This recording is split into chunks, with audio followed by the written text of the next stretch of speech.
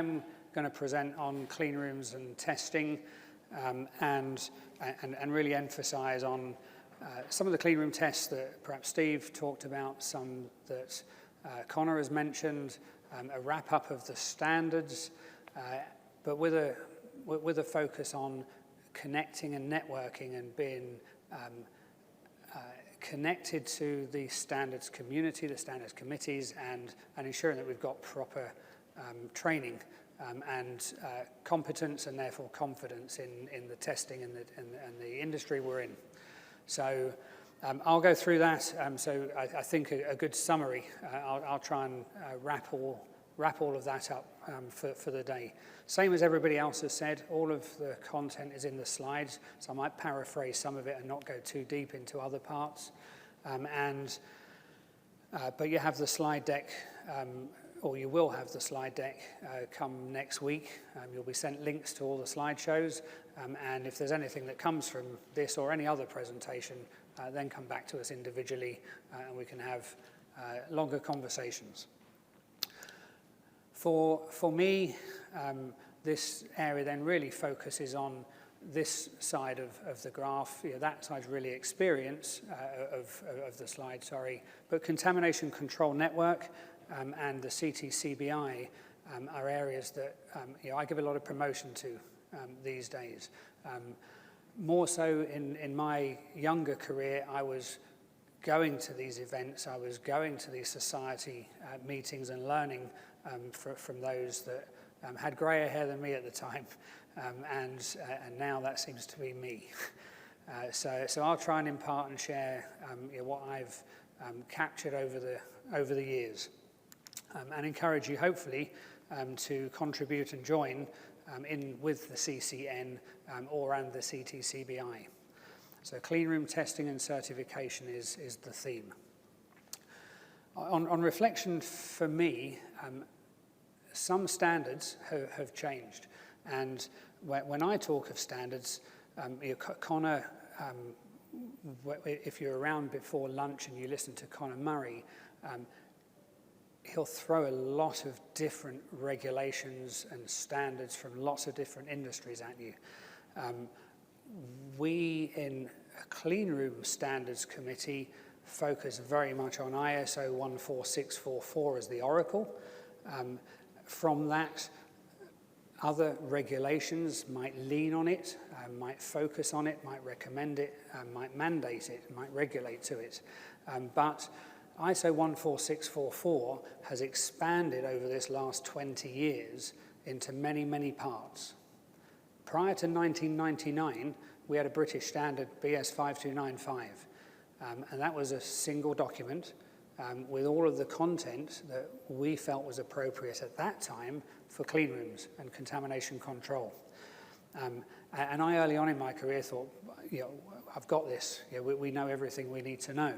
And when ISO 14644 was first published, Part 1 in 1999, and then Part 2 in 2000, every year we started to generate new parts. Now, the Part 20 is the latest part to be worked on. So ISO 14644 is a library of content, a library of standards, which proliferates perhaps what was segments or sections of older standards into full standards of their own.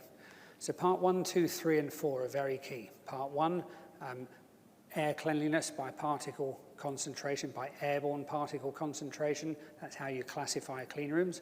That changed in 2015, was published in 2016. That still feels new.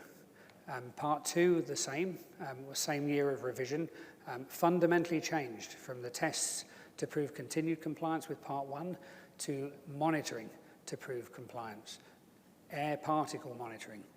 Part 3 are the test methods. So as we generate new ways to test clean rooms, that will change Part 3. And maybe some of those elements that Steve talked about this morning will also start to go into more clear methods that perhaps will update Part 3 at some stage as well. Some of the questions that came in the break times were, can you do training on this? And one of the questions we got asked was, is there a training course on airflow visualization? the content in the standard isn't very explicit. How can we be trained on that? How can we have a certificate of training? So there has to be education. There has to be standards. They have to explain in detail. And then you have to be competent or deemed competent in that. Part 4, Steve mentioned and gave a great presentation on the content, the new content of Part 4 for design and construction. One thing that perhaps wasn't clear out of all of that as well, that's not just for new clean rooms. You can go back through that process for existing clean rooms. The question that David and Keith got asked about, can you fit dynamic control retrospectively? Or yes, you can. You can also go back through Part 4 and apply the same philosophy to your existing clean rooms. Do they comply today with the current design and construction considerations, even if they are 10 or 20 or 30 years old? So Part 1, 2, 3, and 4 and Annex 1 have been revised. As somebody said this morning, there's 3 months left for the full implementation of the revised Annex 1 for GMP. Some standards are new. Part 16 for energy considerations, energy management in clean rooms is very pertinent today, very topical. Part 17 is for particle deposition. Some industry, some processes are interested in not considering on its own airborne particles, but considering the particles that deposit onto surfaces. So Part 17 has techniques and methods to measure the particles that have fallen out of the airflow. Part 18 is for cleanroom consumables. So consumables and their compatibility with different classes or grades of cleanroom for compliance. There are some standards in revision. Operations, for those of you that are working in cleanroom operations, Part 5 is under review and is in committee right now. So expect in the next year to 18 months, perhaps sooner actually, if we're starting to put committee drafts out to industry, that's a new consideration. We usually wait till there's a draft international standard, but if a CD1 or a CD2 can go out to industry, maybe this year you might see something on cleanroom operations to comment on. Part 7, we call these separative devices. You might call them isolators or biosafety cabinets or clean enclosures or RABs. A number of different devices, but whether they're aerodynamic or physical separative devices, Part 7 is going to change fundamentally as well to catch up with what we do today in separation of clean zones or process zones. So watch out again. The ambition for Part 7, again, will be for you to comment and see something this year. That affects, I think, probably everybody with a clean room, whether you're providing equipment to a clean room or you're operating a clean room, separative devices. And then some new standards are coming. The fundamental standard you heard from Conor Murray today is Part 20. That, in its past iterations, has been ISO 14698, Part 1 and 2, for biocontamination control, and EN 17141. Those standards, both of those standards, will be obsoleted in favor of ISO 14644, Part 20. So if biocontainment or biocontamination control is your topic, look out for the drafts on Part 20. So more flexible, more adaptable facilities, more separative devices, more miniaturized environments because of contamination control, quality of process control, and also energy considerations brings in more focus on something that's flexible, adaptable, miniaturized, and smaller than the large traditional ballroom type clean room. And energy is getting more attention. That was really quite profound, listening to David's energy bill and what's happening next month when you go from a fixed rate to a variable rate. Who would have thought we were having those kind of conversations about clean rooms 5 years ago? Yeah, so that's just a perspective on the trends as I see them, but you can see ISO 14644 is very important and runs through everything that you should be doing in a clean room. So that's really a summary in words. I won't read through all of these. I've kind of mentioned those. It just, whilst I might have memorized all the different parts, this has just got their descriptions alongside. So nothing more than content there. And this is where the microbiology standards will have an impact for those of you that are more pharma GMP focused, and the changes that are coming. The other adoption for those that are not just UK-centric is the changes to the GMP have been adopted globally. So US FDA, the PICS, the Pharmaceutical Inspection Cooperation Scheme, means that every country auditing pharmaceutical processes will operate to what we call the EU GMP. So that, for the first time, is a global standard on GMP, rather than being country-specific. So we take out of that the clean room elements. There's a lot in the GMP. Not all of those 50-something pages relate to the clean room or to elements that interest us or that we should focus on as a clean room community and committee. But in the revised Annex 1, there's a summary of some of the things that we've noticed and should take consideration of. So within this contamination control strategy, some of the elements are not as applicable to clean room as others, but what we focus on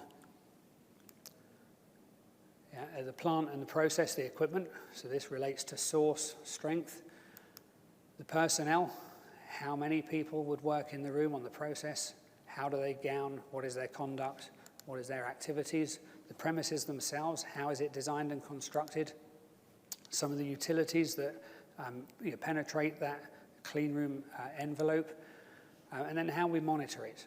There's a risk attached to all of that, but that's the elements that we're focusing on as a clean room community to understand what is the source strength, what's the potential for contamination, and then how do we control it? How do we monitor it and control it? So the CCS, whilst it's not explicitly written in the ISO standards, that's the elements of GMP that says follow ISO 14644 for methods, but ISO 14644 drives some of the GMP standards, the grade of clean rooms and some of the limits that you apply. The grade references stayed. In GMP, they're still grade A, B, C, and D in Annex 1. Some of the attributes have changed in terms of the numbers. So grade A, B, C, and D aren't necessarily now using the same limits. And I still imagine that this, whilst it's an annex for sterile medicinal products, by aseptic preparation or terminal sterilization, will still get applied to every other dose form in the GMP community as well. So if you're in a non-sterile facility, oral solid dose, I still see a lot of those facilities will still use certainly grade D, some of those in grade C environments. Barrier technology, as a summary, we call those separative devices, but in the GMP, barrier technology talks about first air. I heard Connor mention it once today.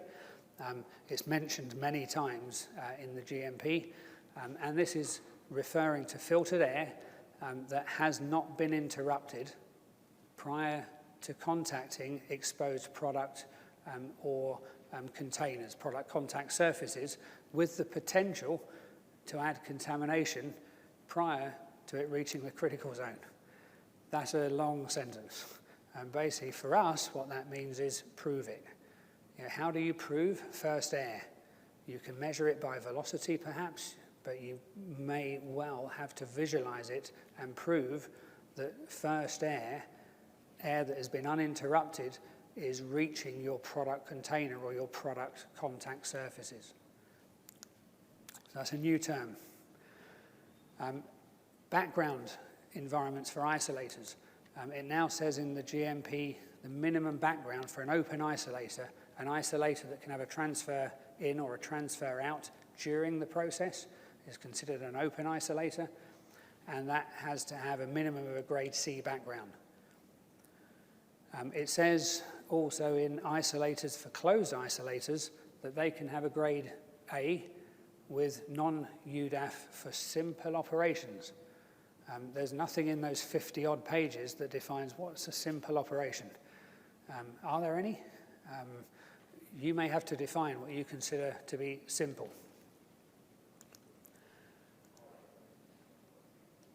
So first air, background for isolators, simple operations, they're considerations that you should have. Steve said earlier about where may you not use a barrier, a separative device. I certainly know in the meetings we've had over the last 9 months since the annex has come out, I've asked 2 inspectors, can you give me any examples where you would not use a RABS or an isolator? What is a reasonable alternative? And they both said there isn't one. So in this type of environment, it's a RABS or an isolator. And I think you'll find it very hard to use and utilize anything else as an alternative. A key change happened, which has been a source of contention between ISO 14644 and the GMP for quite some time, and it's around the measuring of airborne particles.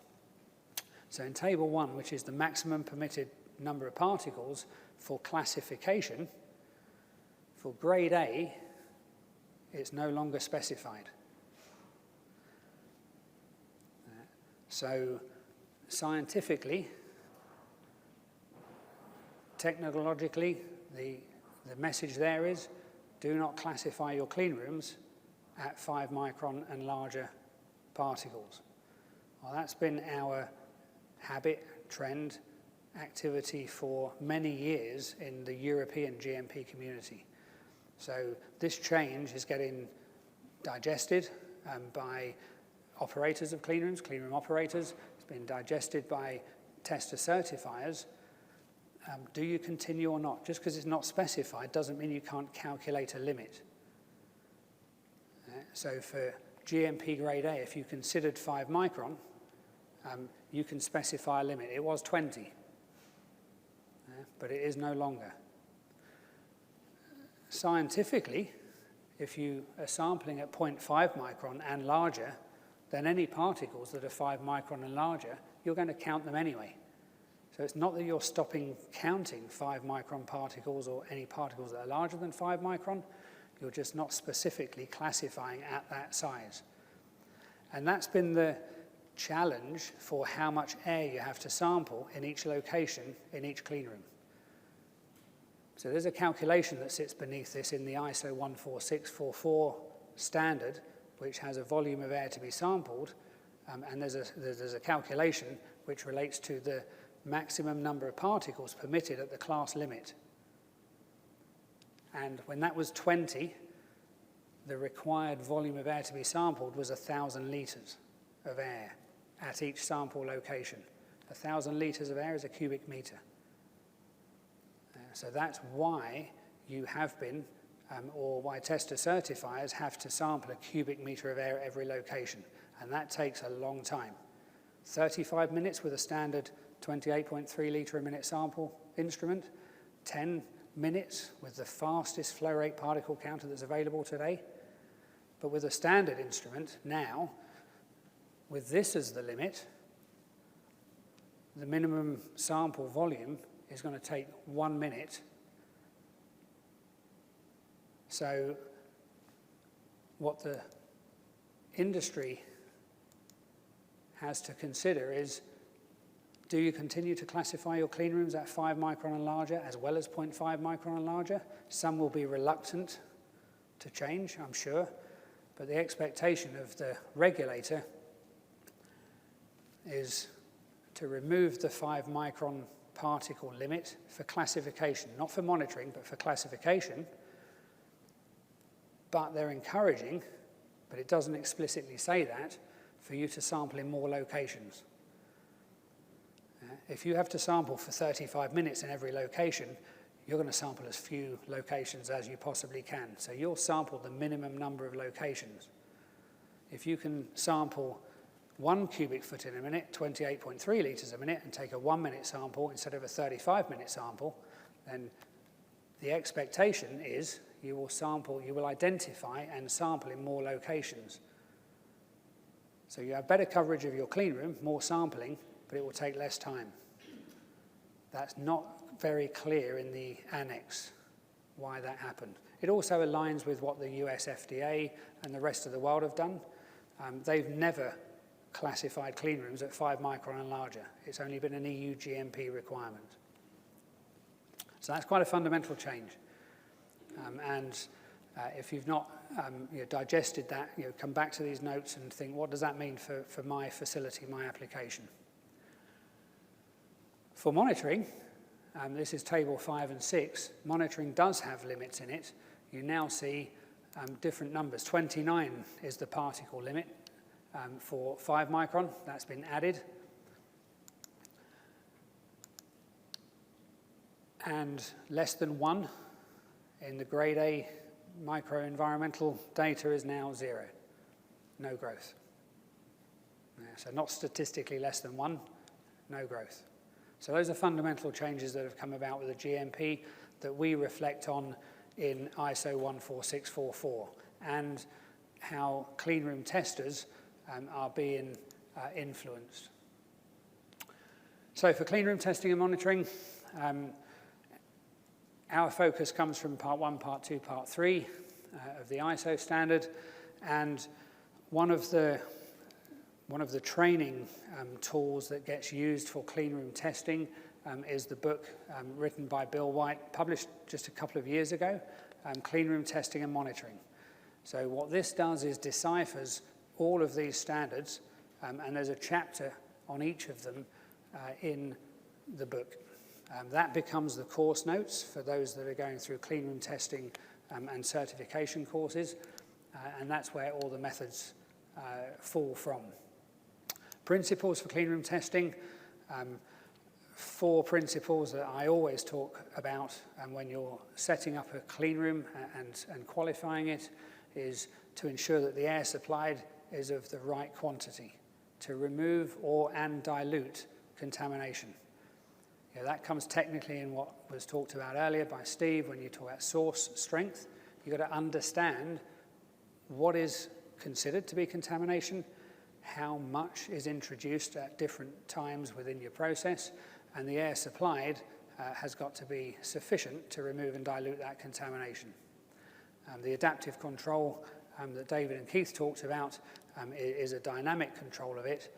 Every other cleanroom has a fixed air volume supply rate or an air change rate calculation is what you may have considered. The second principle is that the air supplied is of the correct quality. There was a question that somebody raised over lunch, which I'll ask offline, but the consideration was in an adaptive control system or a dynamic controlled system, what if there was a breach of the HEPA filter?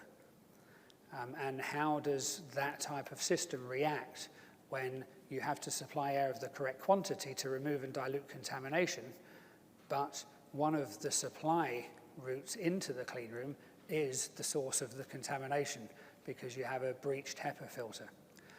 So you have to consider both volume of air as well as the quality of air. A suitable grade filter in a housing tested for its integrity. The air then has to flow in the correct way. So where you introduce the air, where it extracts, how it moves in between is the airflow pattern. You can visualize that. You may measure that with a differential pressure. It moves from clean to less clean, but that doesn't mean it moves in the right way within the room. So airflow visualization and some of the techniques, there's been a few companies out in the exhibitor hall have got equipments for airflow visualization. What do you use and how do you video it? Or how do you record it? How do you decide if it is acceptable or not? That's one of the hard tests to do. And there aren't any training courses that will define how you do that yet. And then the air movement within the room ensures that there's no areas of high concentration of airborne particles. So for classification of a clean room, we're still classifying by the number of airborne particles. It's real time, it's fast, and that's where you use a particle counter, an air particle counter, at the end of the test. So how we would go through a training for cleanroom tester certifiers is measuring the air supply in the extract, measuring the differential pressure, the air between one space and another, testing the air filters, ensuring you've got the right filters in the right housings and there's no leakage. Containment leakage is testing the facility. As Steve said, every facility leaks. We have to ensure that there's no ingress of contamination that's going to contribute to the source strength. Air movement is correct. That's airflow visualization testing. And then finally, the particle count. Those are the fleet of tests that you must perform to ensure you've got a qualified clean room. So to supply air the correct quantity to remove and dilute contamination, we need to know air change rate and velocity. That's been the past consideration. You heard today, it's not all about air change rates anymore. So think differently about that. Is the facility operational or at rest? You heard about different ISO classifications, different GMP grades, if it's at rest or in operation. How do you classify the room? Do you classify it one or the other of these occupancy states, or both? That's a consideration. And now, if you've not heard the term before, be considerate of the source strength. Tony asked that question earlier, where do we get that information from? It's not out there, it's not easily available, it's not readily available right now. But start thinking about your clean rooms and what does the process generate and what does the personnel generate.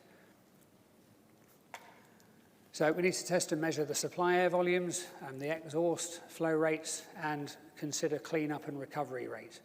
The generally 15 to 20 minutes has been replaced with less than 20 minutes in the GMP, but that could be, I heard, seconds or a couple of minutes in dynamic control systems. So you may see instruments like these used with flow hoods, airflow capture hoods, anemometers, hot wire anemometers, rotating vane anemometers. That's the instruments to use. Displacement or dilution, unidirectional flow or non-unidirectional flow. We used to call this laminar flow. Laminar flow is not a word that you'll now find in the standards. Unidirectional airflow is the term. Use of all of those instruments, anemometers, manometers, and flow hoods are what you'll expect to see. You may have considered an air change rate calculator.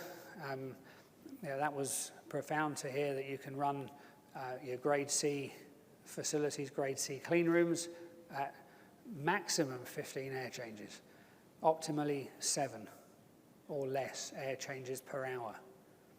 So that really proves some of the maths that Steve showed before lunch when you're looking at air change rates without considering either the size of the room, the volume of the room, or the source strength. So you have to be more considerate and do more calculation. And that's the encouragement of part 4.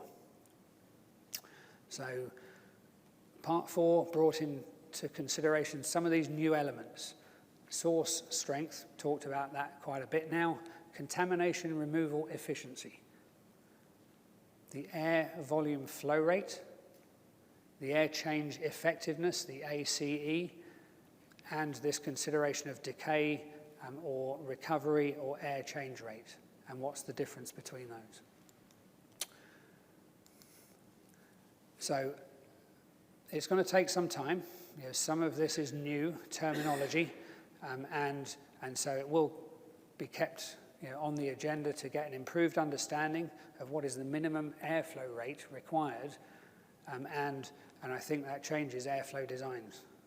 I think one of the comments I heard earlier was if I designed that same room to this air volume supply rate, I need to put another air handling unit on the top of this one. If you think of some of the size of your plant, wouldn't that be fantastic if that can miniaturize and reduce in size, which reduces its energy cost and still produce the same class and grade of clean room. So there's some common language appearing throughout all the standards, which is a good thing. And Part 16, whilst Keith didn't explicitly talk about that today, we were together a few months ago, and I remember one of the controversial questions Keith asked to everybody in the audience was said, who today has an energy reduction plan in their facility? And we had probably 200 plus people in that room, and I think 3 put their hand up. Who actively has energy consideration on their business plan, on their agenda? And if you have clean rooms in your facility, use Part 16. It's a really great tool to help you, not just in design and new construction, but in retrospective review and improvement. So for source strength, I won't go through these. This is a repeat in some respects, but a reminder of how you determine the source strength. The intention is to look at your people and your process and any activity or materials inside your room that will generate particles that could be airborne.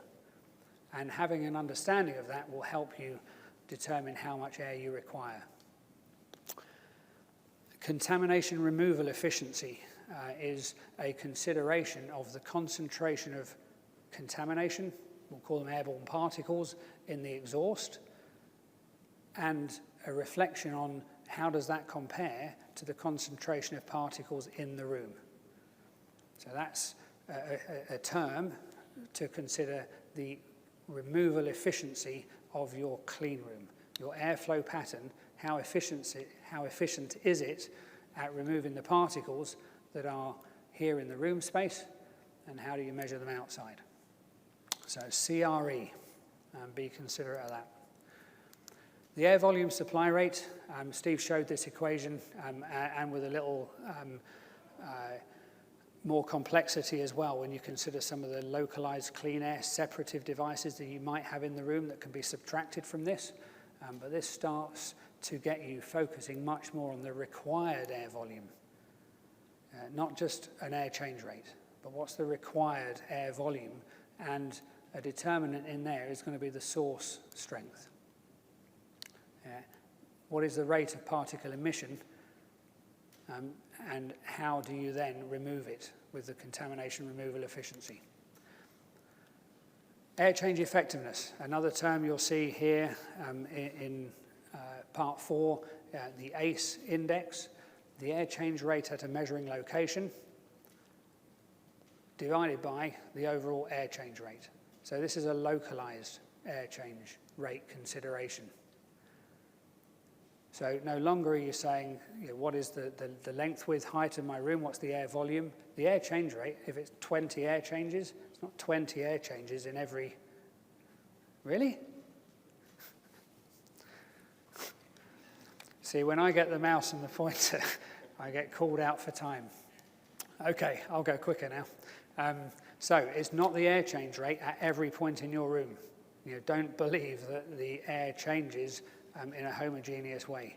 So local air change rate is really important. The local air change rate you can work out from this rate of decay, and Steve showed a graph like this. That means that when you do that test as per the ISO 14644 standard, your rate of decay is also mathematically your local air change rate.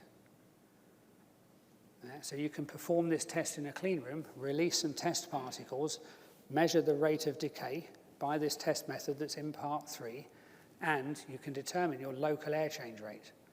That might be really important if you know you've got a number of critical control points or critical locations. Instead of just doing the general maths for the overall, what's the air change rate at this location? Or where do I put this critical operation? Where am I going to get the best local air change rate? So you can use some of these test methods we're explaining and talking about in the standards to improve your contamination control. So air of the correct quality, HEPA filter leak testing, using aerosol generators, a test aerosol, an aerosol photometer to measure the upstream and downstream, upstream concentration, the downstream penetration. So we need to know we've got the right filter in the right housing and it's leak-free. So that's the installed filter leakage test. It's performed every 6 months or every 12 months, regardless of your grade choice of filter. This is an installation leak test. It's not a replica test of the manufacturer's filter performance or the filter grade. So there's a graphic there that just shows how you introduce aerosol, how you measure the upstream concentration, and there's some maths on the downstream penetration. If it leaks at a level greater than 0.01% of the upstream concentration, then that installation fails. Airflow patterns, a few graphics there on visualization. From some of the comments we got after Connor's presentation and some of the changes you see in the Annex 1, this isn't new, but there's a number of different techniques. Neutral buoyancy was a couple of words Connor used. You have to ensure that whatever particle you use has to have a neutral buoyancy. It doesn't just fall and look like good unidirectional flow just because it's a heavy particle. That's not acceptable. And the regulators are inspecting this a lot more closely today than they have done in the past. So airborne particle count, we talked about this and the microbiology. There's a lookup table there with the GMP, the ISO standard, and some cross-reference to old US federal standards as well. How you introduce particle counters, measuring in unidirectional flow and non-unidirectional flow, and how you measure the airborne particle count and also the airborne microbiology. So a few graphics there just to show you some of the individual instruments as well as some of the remote particle counters that might connect to monitoring systems. So connecting classification to monitoring. Monitoring can be periodic. You take an instrument into a room or put it into a location on a frequency, or it's there all of the time and it's continuously monitoring. And that depends on your environment and your classification. So there's a few notes on there. In our standard in the UK, we were voted down internationally on giving suggested frequencies for cleanroom testing. So in the UK version of ISO 14644, you will find annexes which give a frequency of testing. So these are the 6-month or 12-month frequencies for all the different tests that I showed up on that graphic. So that's something to look up. Finally, for training and certification, what we're trying to do is digest all of those standards, all those parts of the standard, and share that with industry. Break it down by elements, go through the theory and the practice of how to do these tests. So that if you are a tester, or if you are an operator of a clean room, the testing that's done, whatever test it is in that fleet of tests, is trained, and there's a competency. So some of those tests are done in training courses. Some of those tests, that's some of the courses I do with ATI. The CCN and the CTCBI are independent of commercial companies, and that focuses on cleanroom technology, on cleanroom testing, professional and associate levels. Those that should be professional at taking all those instruments, performing those tests for compliance. An associate would be those that don't use the instruments. They manage a clean room, but they need to appreciate the data and assess the compliance, the conformance.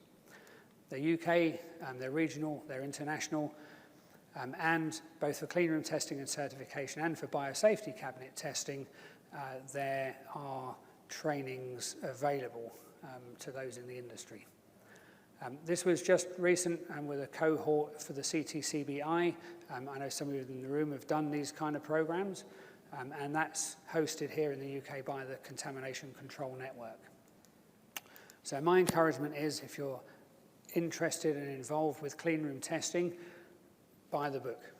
I'm not saying don't buy the standards, but buying 20 parts of the standard from BSI will cost a lot of money. Some of the elements of the book will explain the how-tos in a more interesting way than the standards themselves. and the book is also the basis of the training courses that the CTCBI run. So, am I out of time now? Yeah? Okay. Did you hold that up? Sorry. So, there's a reminder there to come talk to us and please join our network. If you're not already, I know a number of you are, in the Contamination Control Network, come and join it. At the back of the slide deck, there's a QR code if that makes it easy for you to do. And it doesn't cost you anything. There's no cost, and you get a lot of member benefits from joining. So if you have that opportunity, please do so. All right, I'm going to stop there. That's a summary of Cleanroom devices, what we call separative devices, and the testing and monitoring. A summary of the important standards you should all be familiar with.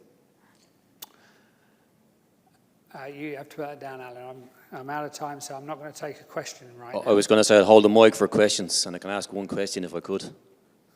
Go on then. This clean air or fresh air or pure air, or whatever you call it in the beginning? First air? First air, yeah. Is that from the face of the last HEPA in the system, or where is it? Yeah. So first air is definitely uninterrupted air between the last point of filtration and your critical process. Okay, clear. So Yeah. not all the filters in the system, just the last point of contact. Yes. Yeah. So if that's coming out of a clean air device or coming out of a sealing filter, you have to prove that nothing interferes with that air between the point of filtration and where you've got a product or a product container or a product contact part.